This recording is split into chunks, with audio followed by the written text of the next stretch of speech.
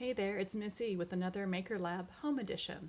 This time we're making DIY shrink art.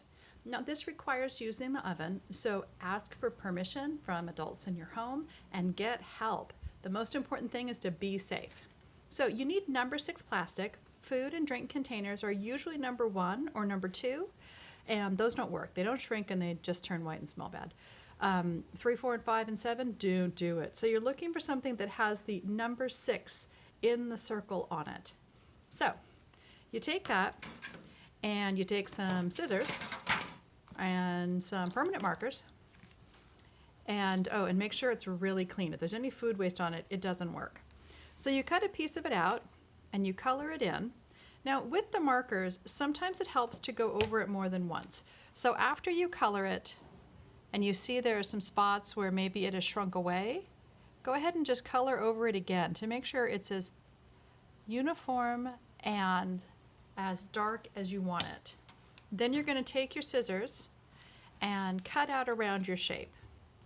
And you just kind of carefully go around it, get as close as you can, don't really leave a margin, so you get all the way around.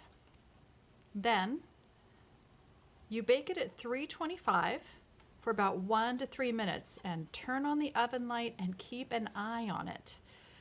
First it kind of curls up and then it starts to shrink and then it pretty much flattens back out, but you want to take it out before it starts to turn white, because then it's just like not nearly as cool. And certainly before it starts to, smoke or anything like that. So then again, use oven mitts, be really safe, be super careful, and let it cool down before you touch it. Also, when you put it in the oven, make sure that you put it on some foil or some parchment. So there's one, and here is the shrink version I made. It took about 2 minutes in the oven. So I experimented.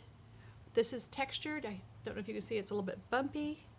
When I baked that one down, I got this adorable little heart. And I also experimented with some of the textures on stuff. And here's an example of how the blue on here didn't quite fill in. So sometimes you have to go over it 2 or 3 times to get it to be as thick and as solid as you want. Let it dry in between each application of color, and you'll be a lot happier with the results. If you just keep going over it and going over it while it's still wet, it just never really gets better.